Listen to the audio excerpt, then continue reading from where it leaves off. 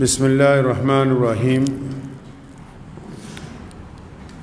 شروع اللہ کے نام سے جو بڑا مہربان اور نہایت ہی رحم کرنے والا ہے۔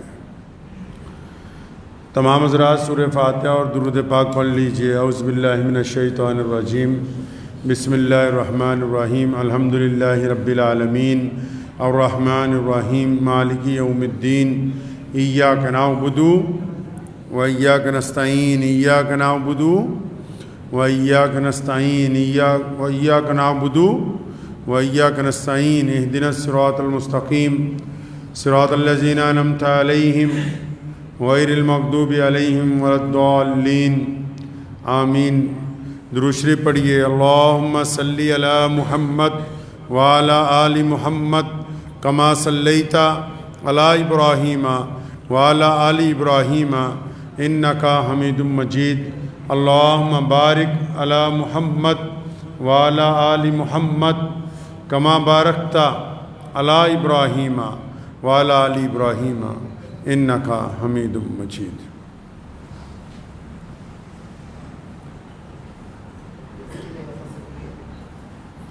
ہزار جدت ترازیوں کے مزاج بدلا کرے زمانہ، مگر یقین رہے گا عامر مزاج باطل وہی پرانا۔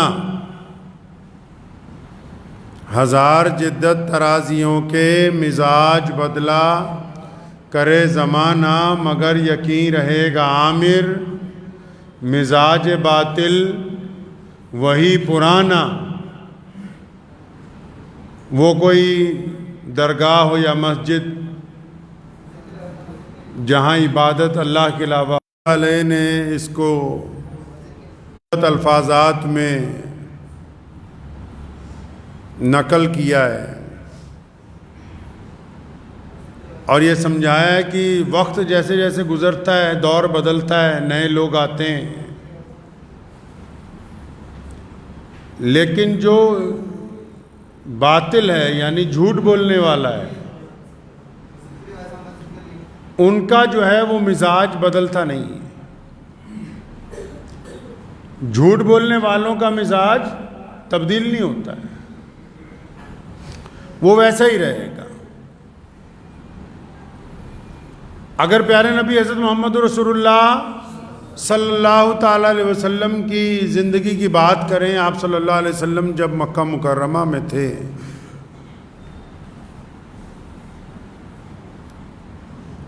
تو جو اسلام دشمن طاقتیں تھیں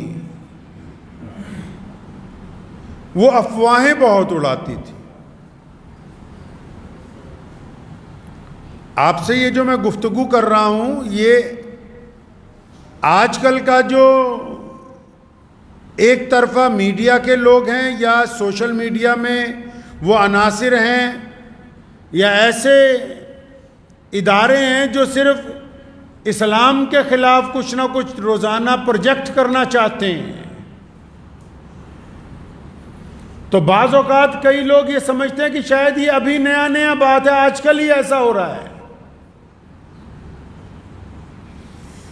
اگر ہم اسلام کی تاریخ اٹھائیں گے، جب پیارے نبی حضرت محمد رسول اللہ کہیے صلی اللہ علیہ وسلم نے جب اسلام کی بنیاد مکہ مکرمہ کی پاک سرزمین پر رکھی، تو اس دور کے بھی جو سوشل میڈیا گراس روٹ کے باطل پرست ادارے تھے، جھوٹ بولنے والے جو لوگ تھے، لوگوں کو ڈرانے والے جو لوگ تھے، ورگلانے والے جو لوگ تھے، انہوں نے افواہوں کا بازار گرم کر دیا، افواہیں اڑانی شروع کر دیں کہ نعوذ باللہ مکے میں جو محمد رسول اللہ صلی اللہ علیہ وسلم آئے ہیں، نعوذ باللہ وہ تو جادوگر ہیں۔ ایسی باتیں جو آج ہم زبان پر نہیں لا سکتے، انہوں نے لوگوں کو سمجھانی شروع کر دی، کہنی شروع کر دی۔ اب کوئی کسی کے خلاف گفتگو اس لیے کرتا ہے اس کے پیچھے دو مقصد چھپے ہوئے ہوتے ہیں.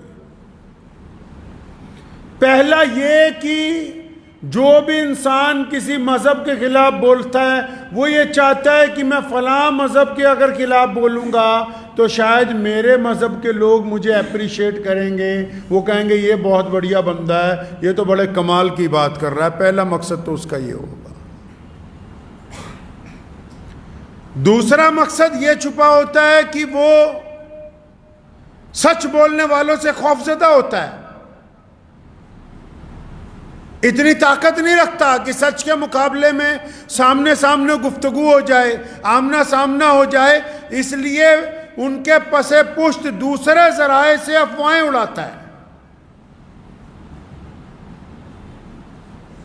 تو نبی علیہ الصلوۃ والسلام کے دور کا جو میڈیا تھا اس نے افواہیں اڑانی شروع کر دی. ابو جہل نے لوگوں کی ذمہ داریاں لگا دیں, بڑے بڑے شاعروں کو کہا کہ تم نعوذ باللہ محمد رسول اللہ صلی اللہ علیہ وسلم کے خلاف شاعری کرو, حضور صلی اللہ علیہ وسلم کے خلاف نعوذ باللہ باتیں کرو, لوگوں کو سمجھاؤ, ایسا کرو ویسا کرو. اور راہ چلتے ہوئے جو حامی تھے ان کو بھی نعوذ باللہ کچھ نہ کچھ طعنہ مارتے تھے, اور جو مخالف تھے ان کو بھی جا کے اپنی باتیں بتاتے تھے.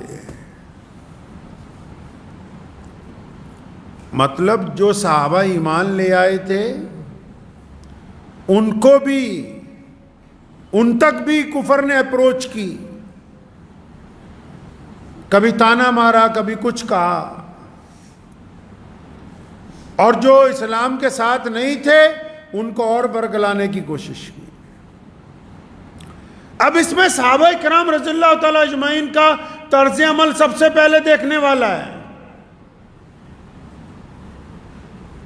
حضرات صحابہ کرام رضی اللہ تعالی اجمعین کو جب کسی اسلام مخالف بندے نے مکہ مکرمہ میں یا مدینہ منورہ کے اطراف میں جب دین ابتدائی مراحل میں تھا, اگر نعوذ باللہ کسی نے کوئی بری بات کہی تو انہوں نے فوراً اپنے موبائل کے اندر جو ڈیلیٹ کی آپشن تھی,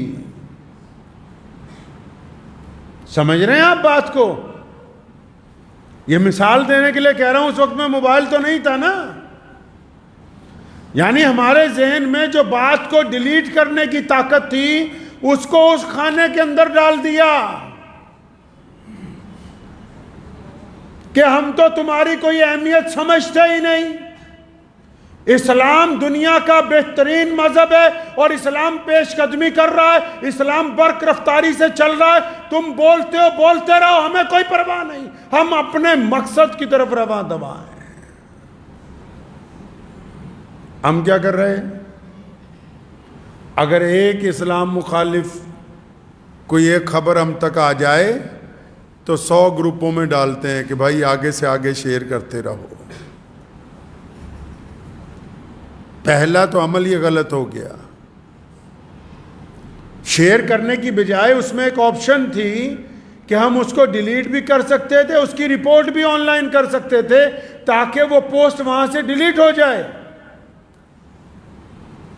لیکن کیونکہ ہم نے اسلام کو پڑھا نہیں ہے, ہمارے نزدیک تو بس 5 وقت کی اذان اور یہ 5 وقت کی نماز ہی اسلام ہے. قرآن خوانی کروائی, خود بھی بریانی کھائی, دوسرے کو بھی حلوہ کھلایا, بس یہیں پر آ کے دین ہمارا مکمل ہو گیا ہے. یا پھر ایک دوسرے کے خلاف فتوے بازیاں ہیں, اتفاق کی کوئی ایسی گفتگو ہی نہیں ہے. یو سی سی کا معاملہ چلا, اب یہ دیکھیے کہ اتنی بڑی مسلمانوں کا ادارہ مسلم پرسنل لا بورڈ, اس نے اعلان کیا بھارت کے مسلمانوں کو کہ اپنی رائے دو. اتنے بڑے بڑے لوگ اس میں شامل ہیں, لیکن صرف 17 یا 20 لاکھ لوگوں نے رائے دی. اور اس کے بعد اب کچھ ان کے حامی, رات میں ایک چھوٹے سے مولانا کی تقریر سن رہا تھا, کہتا مجھے تو لگتا ہے کہ ان 20 لاکھ کے علاوہ باقی سارے ہی منافق ہیں. ارے اللہ کے بندے, یہ 20 کروڑ لوگ منافق نہیں ہو سکتے. قیادت میں کہیں نہ کہیں کمی ہے کہ تمہاری آواز پر قوم لبیک کہنے کے لیے تیار نہیں ہے, کیونکہ ہم نے آج تک دین کو اس کی رمز کے ساتھ, اس کے رموز کے ساتھ, قرآن کو اس کے اسلوب کے ساتھ رسول اللہ صلی اللہ علیہ وسلم کی سیرت کو اس کے عقائد کے ساتھ. ہم نے دین کو نہ سمجھا نہ سمجھایا، ہم نے اپنی ضرورت کے مطابق دین کا استعمال کیا ہے. دین کو اس نہج پر لے کے نہیں آئے جو محمد الرسول اللہ صلی اللہ علیہ وسلم نے عطا فرمایا.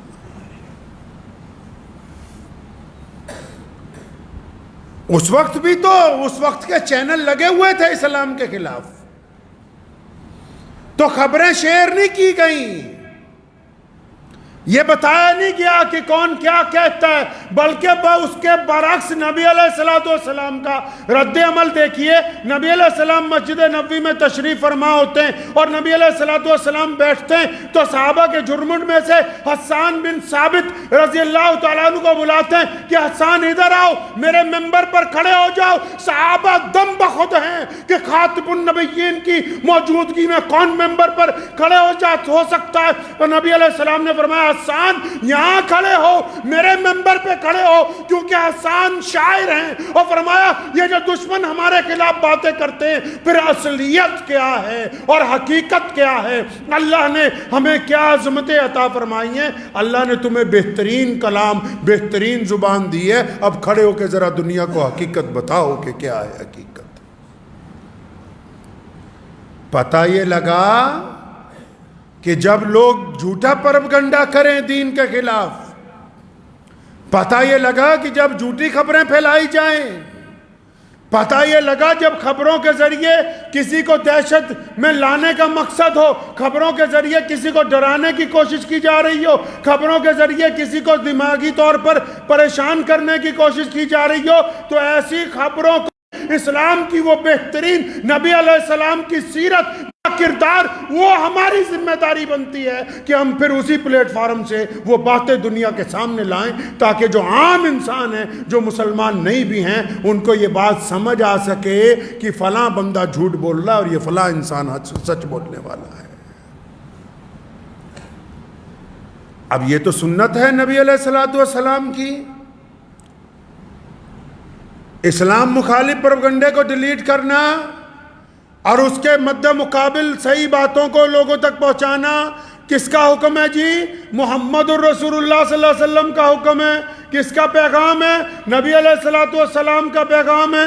تو ہم تو اس معیار تک پہنچے ہی نہیں، ہمیں تو یہ بات پتہ ہی نہیں کہ نبی علیہ السلام کی سیرت میں ہے یہ بات، اسلام کے اسلوب میں ہے، اسلام کے قواعد میں ہے.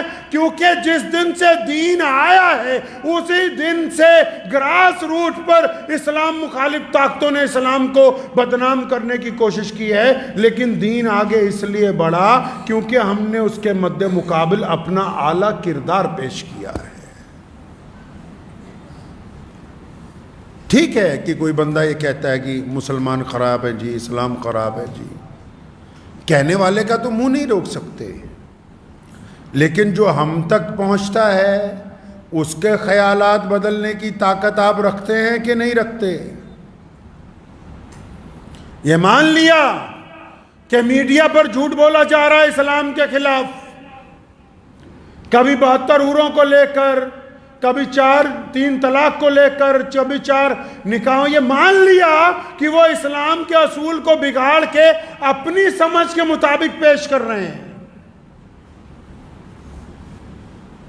لیکن یہ بتائیے ٹھیک ہے وہ تو بول ہی رہے ہیں، کیا ہم تک جو غیر مسلم دوست، غیر مسلم بھائی، غیر مسلم کاروبار، ہمارے غیر مسلم پڑوسی جو ہم تک پہنچ رکھتے ہیں، کیا ہم ان کے خیالات کو تبدیل کرنے کا فن رکھتے ہیں؟ اگر ہمارے کے اندر یہ خصوصیت ہے تو اس کا مطلب ہم مسلمان ہیں. اگر ہمارے اندر یہ خصوصیت نہیں تو ہمیں اپنے ایمان پر ایک دفعہ غور کرنا ہوگا. کون سا فن؟ قرآن نے کہا نماز پڑھو، کیوں؟ فرمایا تاکہ تم بری باتیں نہ کرو، اچھی باتیں کرو۔ رسول اللہ نے کہا نماز میری آنکھوں کی ٹھنڈک ہے، اور رسول اللہ نے فرمایا کہ مومن جھوٹ نہیں بول سکتا۔ اب جو غیر مسلم ہمارا دوست ہے، جو ہمارے ساتھ پڑھتا ہے، جو ہمارے ساتھ کاروبار کرتا ہے، جو ہمارے ساتھ سفر کرتا ہے، اگر میرے کردار میں رسول اللہ صلی اللہ علیہ وسلم کا حکم نافذ ہے تو وہ 20 لوگوں میں بیٹھ کے کہہ سکتا ہے کہ تم جو عبد الرحمن کے خلاف باتیں کرتے ہو، تم جو محمد شفیع کے خلاف باتیں کرتے ہو، تم جو باتیں کرتے ہو ان ایمان والوں کے خلاف، تم جھوٹ بولتے ہو، میرا ان کے ساتھ بسیرا ہے، وہ ایسے ہے نہیں جیسا تم دکھانا چاہ رہے ہو۔ اسلام نے یہی تو کمال کیا ہے۔ لوگوں نے روکا نا، اس دور میں بھی میڈیا نے روکا لوگوں کو کہ محمد رسول اللہ تک اپروچ نہیں کرنا، نبی علیہ السلام تک مت پہنچو، کہا، اور لیکن جو پہنچ گیا وہ نبی علیہ السلام کا اعلیٰ کردار دیکھ کے، نبی علیہ السلام کا حسن اخلاق دیکھ کے پھر لوٹ کے نہیں آیا، اس نے نبی علیہ السلام کے دستے حق کے اوپر بیعت کی ہے اور یہ اعلان کیا ہے کہ یا رسول اللہ میں تو آپ کے غلاموں کی صف کے اندر شامل ہو گیا ہوں۔ میں مانتا ہوں اس بات کو کہ موجودہ دور میں پوری دنیا کے اندر بہت سارے سیاستدان اسلام کی مخالفت کر کے آگے جانا چاہتے ہیں، کرنے دیجئے، مخالفت اسی کی ہوتی ہے جس میں کوئی بات ہوتی ہے، لیکن کیا ہم میں وہ بات ہے کہ نہیں؟ بات اب یہ ہے، اگر 20 لاکھ لوگوں نے صرف رائے دی ہے تو اس کا مطلب جو رائے مانگ رہے تھے، جو رائے دینے کی تبلیغ کر رہے تھے، ان کی بات میں کہیں نہ کہیں وہ اثر نہیں ہے جو 20 کروڑ کے اوپر اثر ہونا چاہیے تھا۔ وہ کہتا ہے نا تو ادھر ادھر کی نہ بات کر، یہ بتا کہ قافلہ کیوں لٹا، مجھے رہزنوں سے گلا نہیں، تیری رہبری کا سوال ہے۔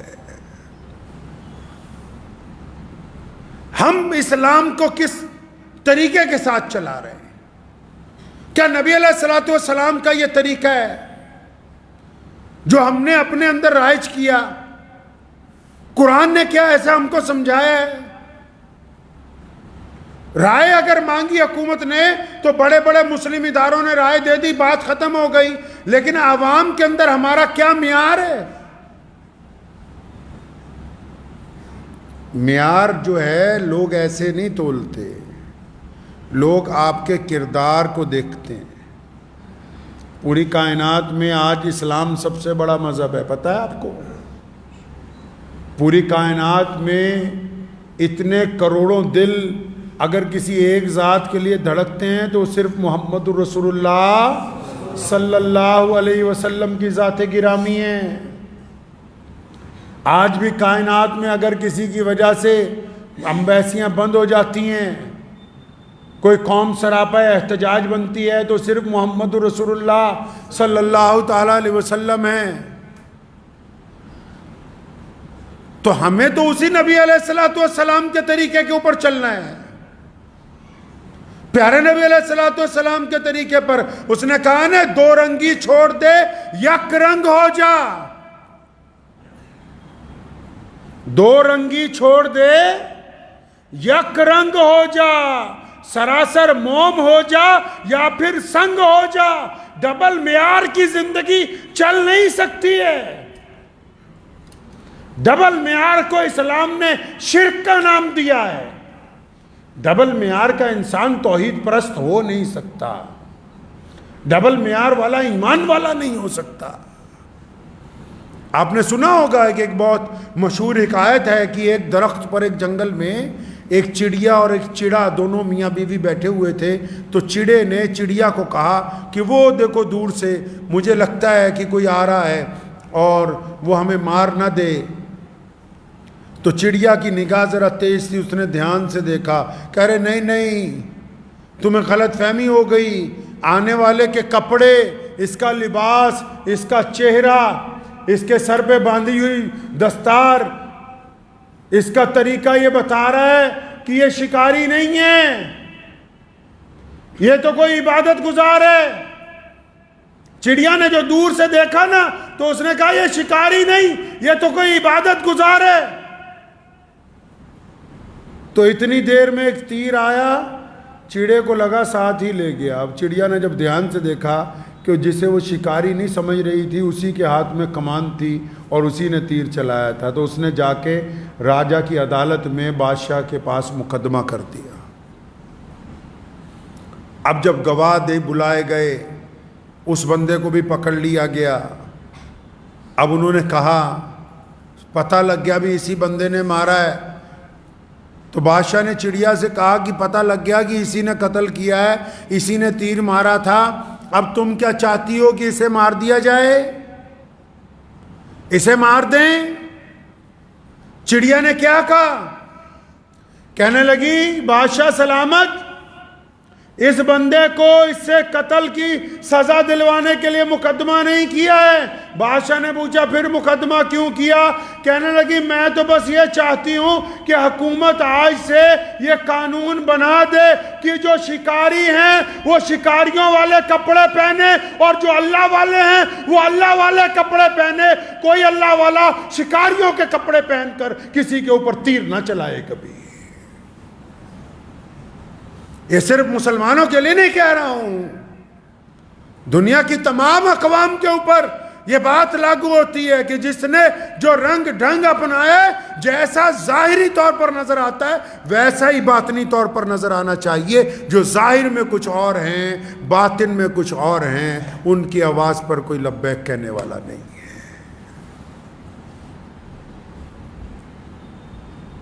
اس لیے یہ پہچاننا ہوگا اہل اسلام کو، پیارے نبی حضرت محمد رسول اللہ صلی اللہ علیہ وسلم کی سیرت مبارکہ کو پڑھ کے یہ دیکھنا ہوگا کہ ہم نے جانا کدھر کو ہے، کرنا کدھر کو ہے۔ رسول اللہ صلی اللہ علیہ وسلم نے اپنے صحابہ کو جب یمن کی طرف بھیجا، فرمایا جا رہے ہو؟ جی یا رسول اللہ جا رہے ہیں۔ تو فرمایا لوگوں کو خوشخبری سنانا، راحت پہنچانی ہے۔ جو لوگ جھوٹی خبروں کو پرموٹ کرتے ہیں، جو لوگ خبروں کے ذریعے دوسروں کو ڈراتے ہیں، جو لوگ خبروں کے ذریعے بھرم پیدا کرتے ہیں، جو لوگ خبروں کے ذریعے قوموں کے اندر نفاق ڈالنا چاہتے ہیں، یاد رکھو اللہ کے نزدیک جیسے چوری کرنا گناہ ہے، اسی طرح جھوٹی خبریں پہنچا کے دوسروں کو پریشان کرنا یہ بھی گناہ ہے، یہ کسی ثواب کا حصہ نہیں ہے۔ یہ جو ہاتھ میں مشین پکڑ رکھی ہے موبائل جس کا نام ہے، یہ بھی کل قیامت کے دن میزان میں رکھی جائے گی۔ کیا کر رہے ہیں اس سے؟ آپ کسی کو پریشان کر رہے ہیں کہ راحت پہنچا رہے ہیں؟ آپ بری باتیں آگے پہنچا رہے ہیں کہ اچھی باتیں پہنچا رہے ہیں؟ آپ نیکی کا پیغام دے رہے ہیں کہ بدی کا پیغام دے رہے ہیں؟ آپ لوگوں کو خوف زدہ کر رہے ہیں یا لوگوں کو جوڑ رہے ہیں؟ کر کیا رہے ہیں؟ کس نے کہا کہ اسلام صرف عبادت کا نام ہے؟ اسلام ایک ایک نقطے پر، اسلام ایک ایک قدم پر اپنے ماننے والوں کی اور پھر دنیا کے تمام انسانوں کی، ہر بڑے اور چھوٹے کی اسلام رہنمائی کرتا ہے۔ اسلام نے یہ بہترین نظام اس لیے عطا فرمایا کہ اللہ کی مخلوق بہترین مخلوق کے اندر تبدیل ہو جائے۔ ہمیشہ اس بات کو ذہن نشین رکھیے کہ ہمارے اوپر یہ ذمہ داری ہے کہ ہم ہمیشہ اچھائی کو پھیلانے والے ہوں، بزدلی کو نہیں، ڈر کو نہیں، خوف کو نہیں، کسی کو ڈرا کے اپنا مسئلہ حل کرنے والے نہ ہوں۔ آپ کو یہ جو تازہ قانون ابھی جس کے اوپر پچھلے 15 دن بہت زیادہ گفتگو ہوتی رہی، بہت زیادہ سوشل میڈیا پر باتیں ہوتی رہی، آپ نے کیا نوٹ کیا اس بات کو کہ باقی قومیں جو ہیں ان کے جو لیڈران ہیں انہوں نے ایک آدھا کمنٹ ڈالا اس کے بعد چپ ہو گئے، مطلب ایک آدھا بیان دیا چپ ہو گئے؟ کیوں؟ کیا وہ نہیں چاہتے کہ ان کا ذاتی قانون، ان کی روایتیں، ان کے رسم و رواج قائم رہیں؟ وہ بھی آپ ہی کی طرح چاہتے ہیں کہ ان کے ذاتی رسم و رواج، ان کے مذہبی رسم و رواج، ان کی ذاتی رسمیں قائم رہیں، لیکن وہ پر اعتماد ہیں کہ ہمیں کوئی ہمارے رسم و رواج سے ہٹا نہیں سکتا۔ آپ پر اعتماد نہیں ہیں، اس لیے آپ زیادہ بخلاہٹ کا مظاہرہ کر رہے ہیں۔ کون ہمیں شریعت سے ہٹا سکتا ہے؟ ہمارا ذاتی مسئلہ ہے دین۔ محمد رسول اللہ صلی اللہ علیہ وسلم کی محبت ہمارے خون کے اندر شامل ہے۔ حضرت سمیہ رضی اللہ تعالی نے کہا تھا نا ابو جہل سے، فرمایا اگر تو ان بوٹیوں کو کتوں سے بھی نچوا دے تب بھی ان رگوں سے محمد رسول اللہ صلی اللہ علیہ وسلم کی محبت نہیں نکال سکتے تم۔ اللہ تبارک و تعالیٰ نے ہمیں بہترین امت بنایا ہے، بہترین دین عطا فرمایا، اور تمام نبیوں کے سردار خاتم النبیین حضرت محمد رسول اللہ صلی اللہ علیہ وسلم کی امت بنایا۔ اعتماد رکھیں، اعتماد رکھا کریں، نہ خوف زدہ ہوں نہ خوف زدہ کریں۔ اعتماد رکھیں کہ ہم اپنے دین پر قائم رہیں گے انشاءاللہ تعالی۔ یہ جو حالات ہیں، یہ جو گفتگویں ہیں، یہ جو اسلام کے خلاف سوشل میڈیا کے اوپر پروپیگنڈا ہے، یہ ابو جہل نے شروع کیا تھا، یہ قیامت تک ہمارے پیرلر چلتا رہے گا۔ ہمیں اس کی کوئی پرواہ نہیں۔ ہمیں اگر پرواہ ہے تو محمد رسول اللہ صلی اللہ علیہ وسلم کے حکم کی پرواہ ہے، ان کی اتباع کی پرواہ ہے، ان کی پیروی کی پرواہ ہے۔ ہم نے وہ کام کرنا ہے جو رسول اللہ صلی اللہ علیہ وسلم کو پسند ہو۔ تو میں امید کرتا ہوں کہ آپ حضرات اس بات کو سمجھے ہوں گے کہ موبائل چلاتے وقت بھی، آپس کی گفتگو کے درمیان بھی، جو ایسی چیزیں جو دوسروں کو پریشان کر سکتی، جو دوسروں کو ذہنی طور پر دکھ پہنچا سکتی، جو اتفاق کو توڑ سکتی، جو نفاق پیدا کرتی، جو غیر ضروری، بالکل غیر ضروری ہیں، جو تو ان چیزوں کو اٹھا کے ڈیلیٹ کی ٹوکری میں ڈال دیجئے۔ اگر آپ ایسا کریں گے اللہ تبارک و تعالیٰ آپ کو اس کے اوپر بھی اجر عظیم عطا فرمائیں گے۔ ایسی ہی ہماری اپنے رب سے توقع ہے۔ دعا کیجئے اللہ تعالیٰ مجھے بھی آپ سب کو ان باتوں پہ عمل کی توفیق عطا فرمائے۔ وآخر دعوانا ان الحمدللہ رب العالمین۔